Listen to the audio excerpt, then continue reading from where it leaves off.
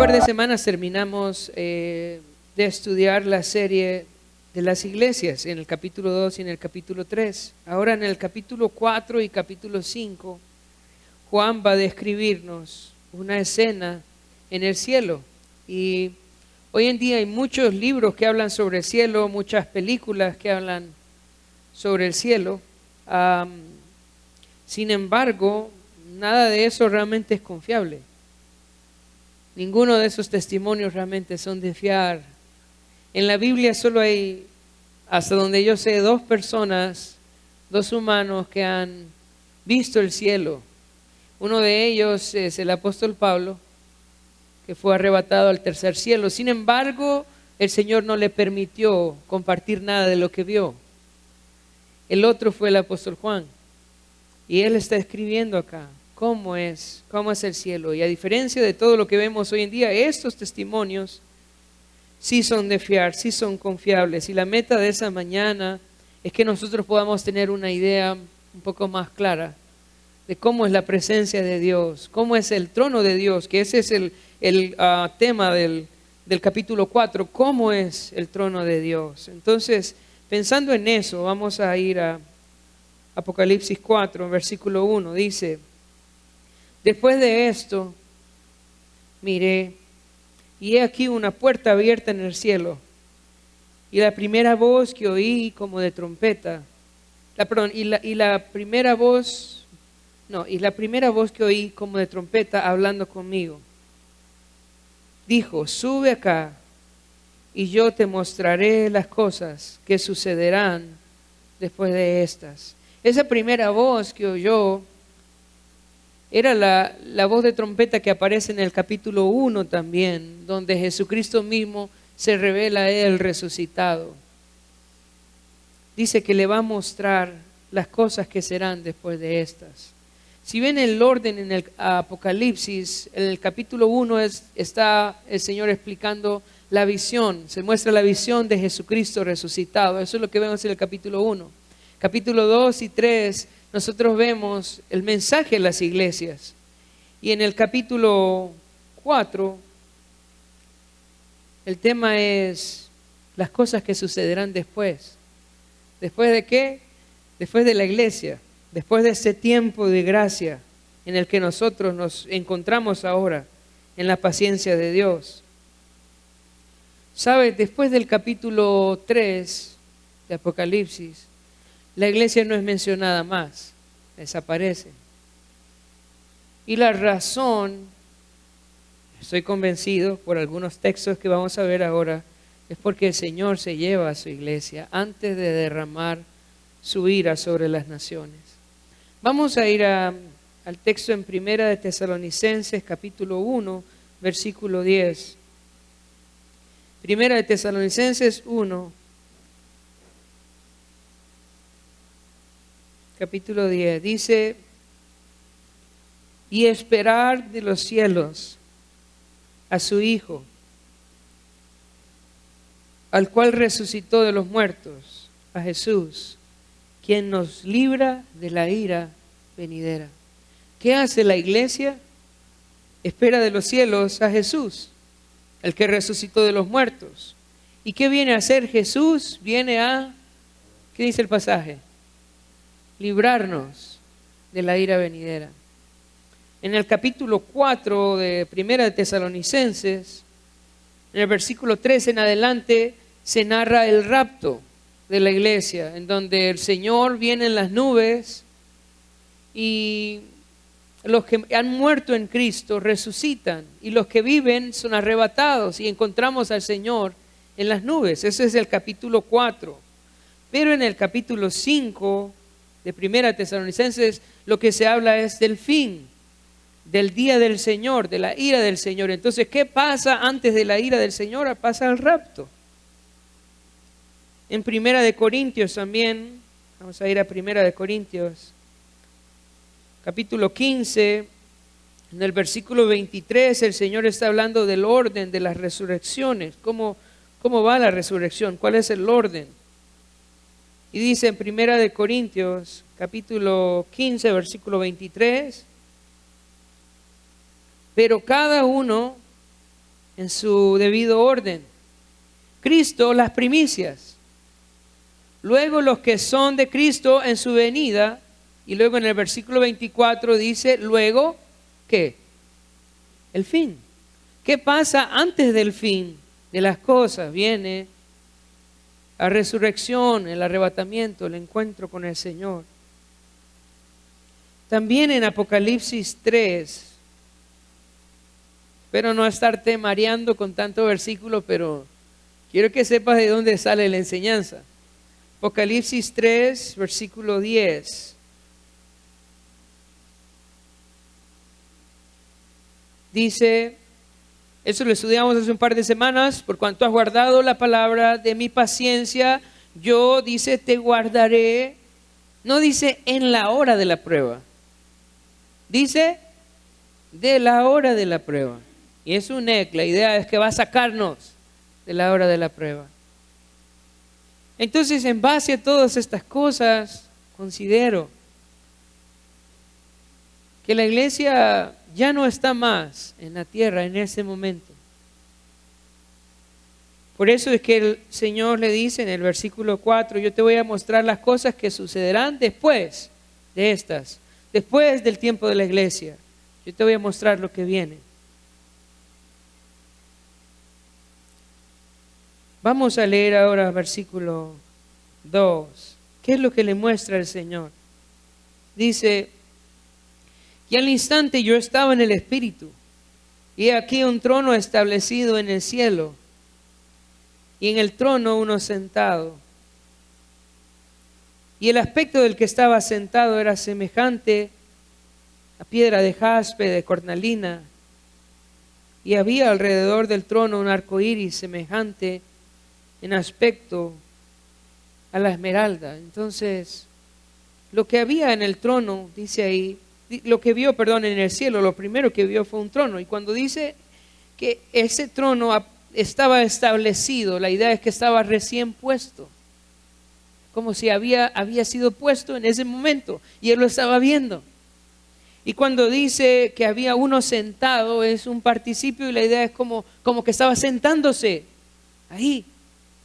Era algo que estaba pasando en ese momento, como si antes de que la ira del Señor viniera sobre la tierra, el Señor está preparando un estrado de donde va a orquestar el final de los tiempos. Y estuviera preparando un lugar en donde Él va a estar sentado mientras derrama su ira sobre la tierra. Y eso es lo que está viendo el apóstol Juan en el capítulo 4 y capítulo 5 de Apocalipsis.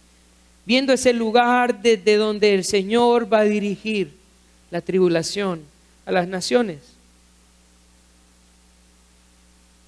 Luego describe al que está sentado. Y aunque dice que está sentado aquí en el versículo 3 y en el versículo 5 dice que en su mano hay un libro, perdón, en el capítulo 5 lo vamos a ver la otra semana, el aspecto del que está sentado ahí no es de un hombre. Describe a Dios con colores, con brillo. Dice en el versículo 3, y el aspecto del que está sentado era semejante a piedra de jaspe y cornalina. Ambas piedras tienen un color rojizo, como si apuntasen a la ira de Dios. Sale de su trono un resplandor color rojo.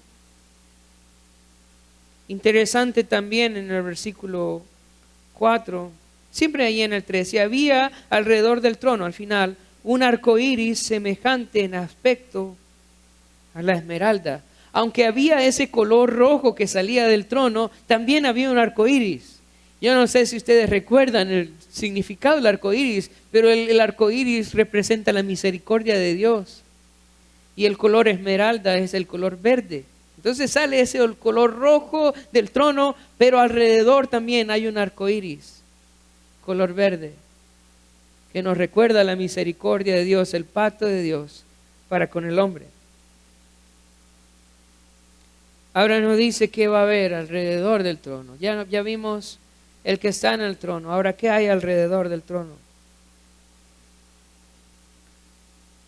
Versículo 4. Y alrededor del trono había 24 tronos.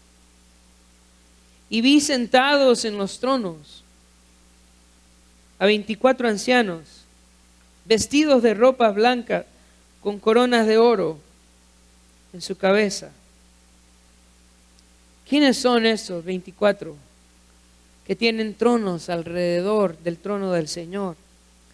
Hay diferentes posiciones en cuanto a quiénes son. Unos dicen que son ángeles, otros dicen que es mitad Israel, mitad la iglesia, otros dicen que son la iglesia. Hermanos, la verdad, yo creo que esto no es para que peleemos, ¿verdad? Esto es solo para que lo pensemos, para que lo meditemos. Un día vamos a estar en el cielo y van a decir, ¿te acuerdas de aquel pastor? Yo creo que tenía razón, estaba equivocado. Qué metida de pata del pastor, ¿no? Pero no es para que peleemos acá, es para que lo pensemos. Así que si piensas diferente, yo te amo igual. Y yo espero que si pienses igual o diferente de mí, también me ames. Vamos a ver. Yo les voy a decir en base a lo que he estudiado y en base a lo que piensan otras personas, quiénes son estos 24 ancianos. Si ven los elementos que aparecen aquí, tanto la palabra ancianos, que es presbítero, el hecho de que están sentados en tronos, el hecho de que tienen coronas, el hecho de que tienen ropa blanca, todas estas son parte de las promesas que en los capítulos anteriores el Señor hace a la iglesia o las iglesias. Al que venza, por ejemplo, le dice a la iglesia en Teatira, le voy a dar autoridad. Y en la Odisea, al que venza, le voy a dar que se siente conmigo en el trono. A Sardis le dice, al que venza, le voy a dar ropas blancas, vestiduras blancas. A la iglesia en Filadelfia le dice que nadie tome tu corona. A la iglesia en Esmirna le dice, te daré la corona de vida. Además de esto, en el capítulo 5, en el versículo 9 y 10, estos ancianos cantan un canto interesante que de pronto nos ayuda también a identificar quiénes son. Versículo 9 y 10, capítulo 5, versículo 9 y 10. Y cantaban un cántico nuevo diciendo, digno eres de tomar el libro y de abrir sus sellos, porque tú fuiste inmolado, con tu sangre nos has redimido para Dios, de todo el linaje y lengua y pueblo y nación, y nos has hecho para nuestro Dios reyes y sacerdotes, y reinaremos sobre la tierra. Por todas estas cosas, pareciera que el texto está apuntando que estos 24 ancianos son representantes de la iglesia arrebatada que están participando en ese momento alrededor del trono del Señor. Ahora vamos a volver y vamos a seguir viendo en capítulo 4 más sobre el trono. Ya vimos un poco de la apariencia, salen luces de color rojizo, el arco iris de color verde, los tronos que están alrededor, que son los 24 ancianos. Y luego dice en el versículo 5, y del trono salían relámpagos y truenos y voces. Además de la iluminación que venía de las luces que venían de dentro del trono, salían de ahí, el aspecto de esa luz. También había sonido, dice que había sonido de relámpagos y truenos. Y la palabra voces ahí también puede traducirse como un sonido que salía de ahí, un estruendo que salía de ahí. Esta imagen del trono de Dios es muy parecida a la descripción que Moisés hace de la aparición de Dios en Éxodo 19, del 16 al 19. Vamos a ver Éxodo 19.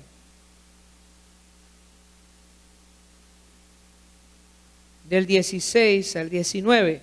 Así que si usted quiere imaginarse cómo es Dios, si usted tiene una idea cómo es Dios, yo quiero que la compare aquí y vea realmente conoce a Dios, sabe a lo que vamos allá al cielo, cómo es Él. Dice versículo 16. Aconteció que al tercer día, cuando vino la mañana, vinieron truenos y relámpagos y espesas nubes sobre el monte y sonido de bocina muy fuerte. Y se estremeció todo el pueblo que estaba en el campamento.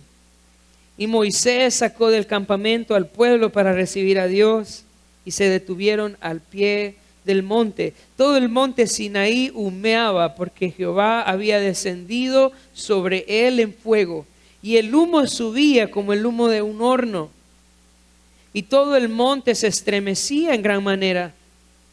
El sonido de la bocina iba en aumento en extremo. Moisés hablaba y Dios le respondía con voz tronante. Y la descripción sigue de esa aparición del Señor sobre el monte Sinaí. Muy parecido a lo que nosotros vemos. No sé si esta era su idea de Dios, pero eso es lo que Dios nos ha mostrado de Él en la palabra. Un Dios poderoso, que ilumina, que sale de su trono, ¿verdad? Relámpagos, truenos. Ese es Dios. Ese es Dios. El Dios a quien nosotros servimos, adoramos. Vamos a seguir. Vamos a ir nuevamente a Apocalipsis.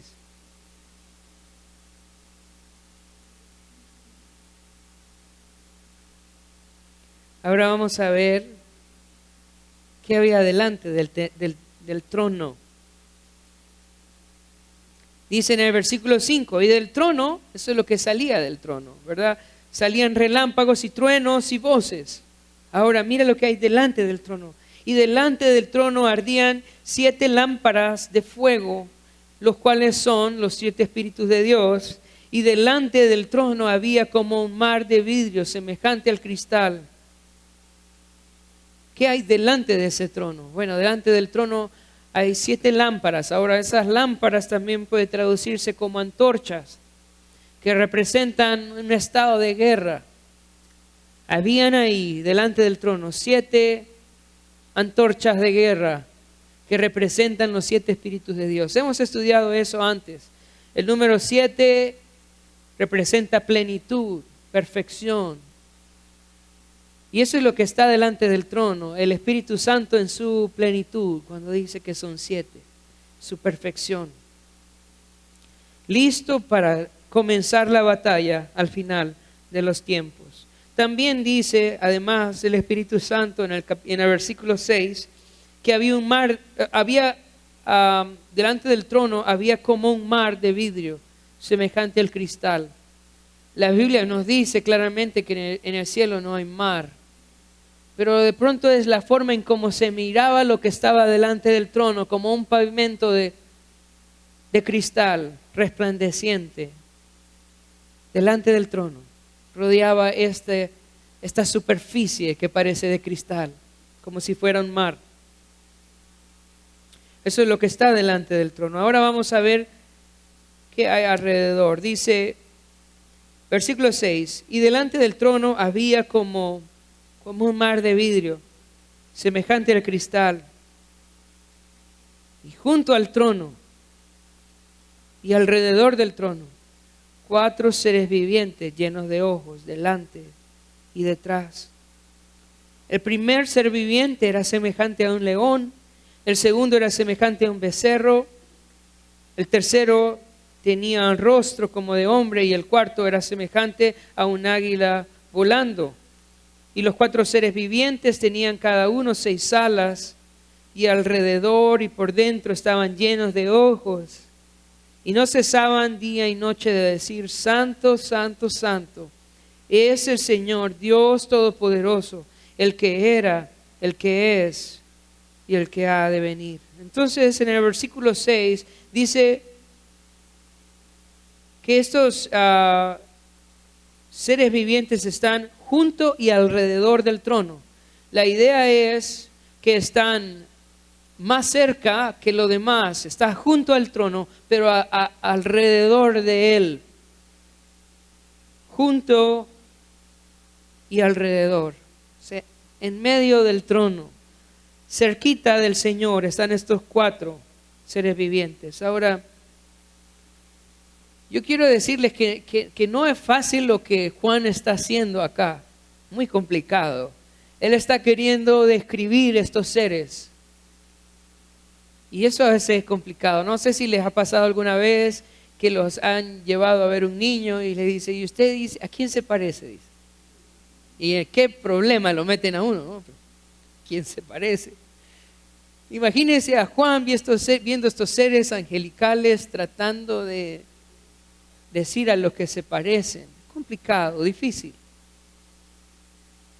Sin embargo, hay mucha similitud a los 4 seres vivientes que vio Ezequiel en el capítulo 1 junto al río de Quetar, muy, muy parecidos. Tienen muchas similitudes, pero también tienen algunas diferencias. Por ejemplo, estos tienen 6 alas. Los que vio Ezequiel solo tienen 4, ¿verdad? Los de Ezequiel tienen 4 caras. Estos aparentemente solo tienen una. Entonces, se parecen mucho, pero también tienen algunas diferencias. Si son los mismos, no lo sé. Pero pareciera que son del mismo tipo de ángel. Ezequiel llama a estos 4 seres vivientes querubines. Y querubines es un tipo de ángel que es mayor en fuerza y en dignidad que los demás ángeles. Es el mismo tipo de ángel que Satanás. A Satanás se le llama querubín. Un tipo de ángel superior en fuerza. Normalmente se encuentran estos querubines como guardianes en la presencia de Dios, por su poder, por su fuerza, por su autoridad. Los vemos sobre el arca del pacto. Se hicieron 2 querubinos sobre el arca del pacto. Lo vemos también cuando Dios sacó a Adán y a Eva. Dios puso querubines para que no entraran nuevamente al paraíso.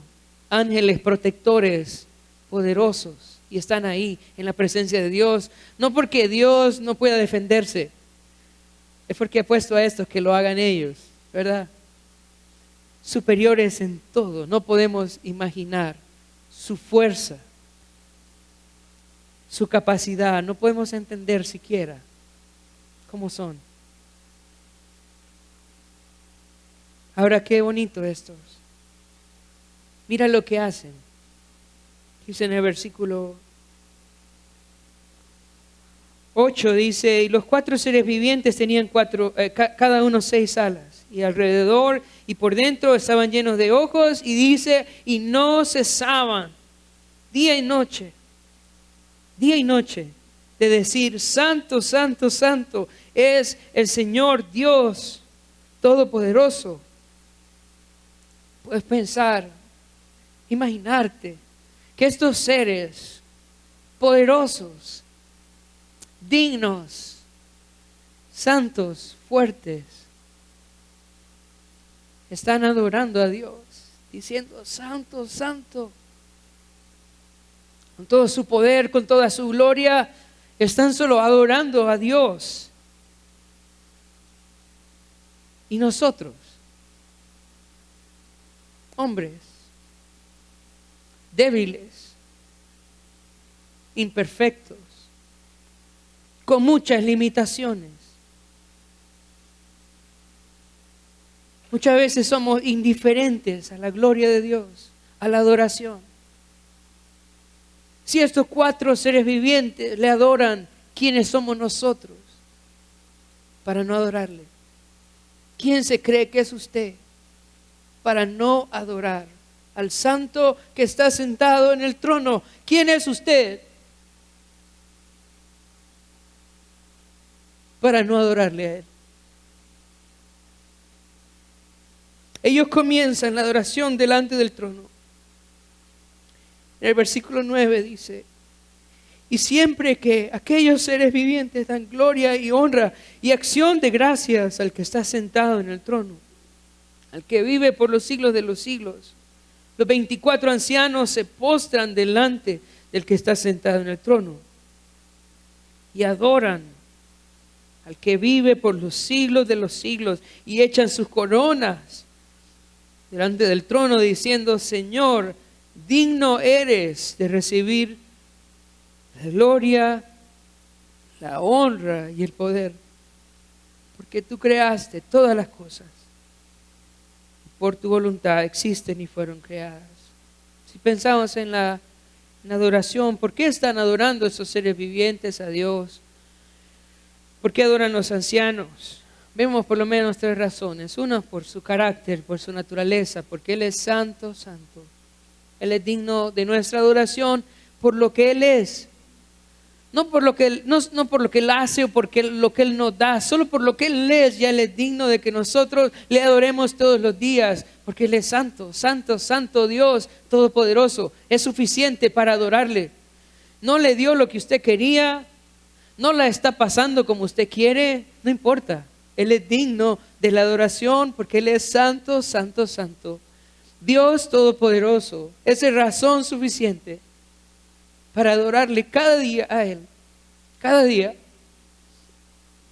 También le están adorando porque Él va a venir. Y algo que a nosotros nos debería de mover a la adoración es el regreso del Señor. Saber que un día de estos el Señor va a regresar. ¿Y qué debo de estar haciendo yo? Adorándole. ¿Por qué? Porque Él va a regresar. Pensando, hoy puede ser el día que viene el Señor. ¿Y qué quiero que me encuentre haciendo? Que me encuentre adorándole a Él, porque Él viene. Seres vivientes le adoraban porque ha de venir, porque venía. Sabía que venía el fin de todas las cosas y querían adorar a Dios. Y la última razón que aparece en el versículo 11 por lo cual le adoraban es porque era digno, porque Él creó todas las cosas. Él es digno de la adoración porque Él es el creador. ¿Quién creó a la humanidad? ¿Quién creó todas las cosas? Es el Señor. ¿Y qué merece? Que todas las cosas, que todas las personas, que todas las naciones le adoren. ¿Por qué el Señor va a castigar las naciones al final de los tiempos? ¿Por qué? Porque Él, siendo el creador, la creación decidió no adorarle. Vamos a ir al Salmo 100. Y vamos a pensar en la dignidad que Dios tiene como creador. Como creador, Él merece la adoración de todos. La razón por la cual va a destruir las naciones al final de los tiempos es porque Él creó todo y porque su creación no ha querido adorarle a Él, no ha querido servirle a Él. Dice el Salmo 100, versículo 1, cantad alegres a Dios, habitantes de toda la tierra, servid a Jehová con alegría, venid ante su presencia con regocijo. Reconoced que Jehová es Dios, Él nos hizo y no nosotros a nosotros mismos. Pueblo suyo somos y ovejas de su prado. Entrad por sus puertas con acción de gracias, por sus atrios con alabanza, alabadle, bendecid su nombre, porque Jehová es bueno para siempre, es su misericordia y su verdad por todas las generaciones. Si el Señor ha creado a la humanidad, entonces la humanidad debe adorarle a Él. Él es digno de ser adorado. Si el Señor le ha creado a usted, si fue el Señor el que le dio vida y le creó a usted, entonces usted está obligado a adorarle a Él, a servirle a Él. Eso es lo justo, eso es lo correcto. Que le adoremos a Él, que le sirvamos a Él. Él lo merece, Él es digno.